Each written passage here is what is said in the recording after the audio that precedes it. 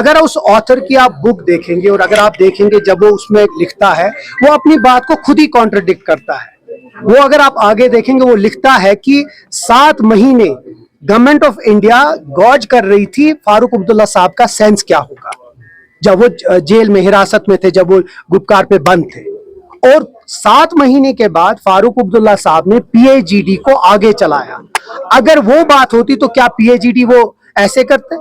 तो फिर पीएजीडी बनती नहीं। और पीएजीडी को किसने तोड़ा? हमने नहीं तोड़ा, उन लोगों ने तोड़ा जो हमारे पीएजीडी से बाहर थे। तो ये मुझे लगता है एक फिगमेंट ऑफ इमेजिनेशन। और जो ये ऑथर है, अगर आप उनकी बात पे भरोसा करते हैं तो आप देखिए पीडीपी के जो पेट्रन है उसके बारे में जो अल्फाज उसने इस्तेमाल किए, शायद बहुत शाइस्ता अल्फाज है।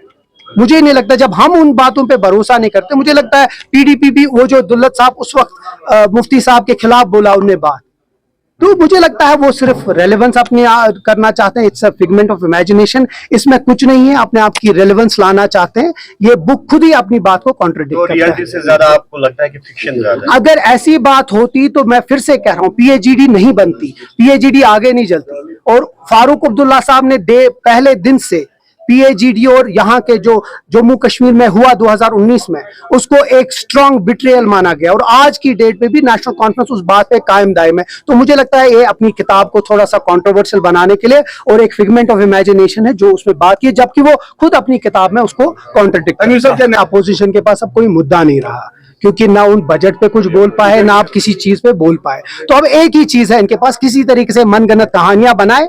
नेशनल कॉन्फ्रेंस मजबूत है।